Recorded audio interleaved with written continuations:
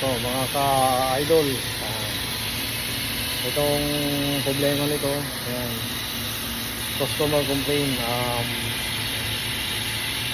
engine noise, whistling,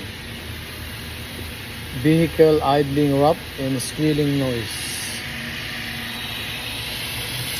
Holden Astra, ayan.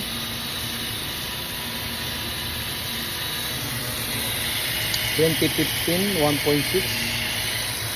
Yan po siya. Tignan natin to. Yan yung maingay. Okay. Ayan siya. Maingay siya.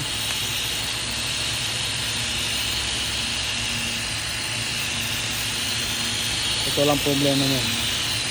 Nag-rough idle siya, tapos mataas yung fuel train niya, yung long term saka short term mataas. Astra yan, Astra 1.6. Ito yung PCB nya. Tatakpan natin yan, yung parang hangin yan. Singaw na siya. Ito yung PCB. Ito problema nito. Ito yung PCB, ano niya. Kasama na siya sa rocker cover assembly. So, kailangan natin palitan to mga idol.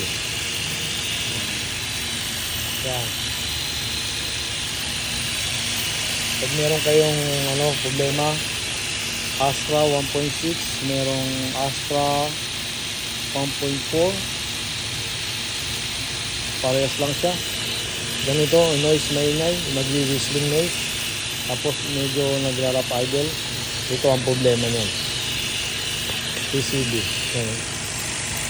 Tahimik siya. Yan ang problema niyan. Kailangan palitan ng buo yan. Ayan. Yan lang mga ka-idol. Yan lang unang tips ko sa inyo. Ayan. Huwag niyo pong kakalimutan, pakipalo po, pakishare ang aking channel para sa mga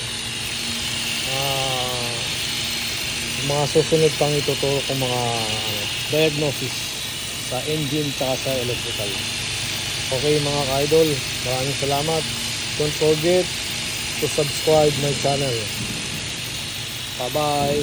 Next video for more information about mechanical and electrical diagnosis.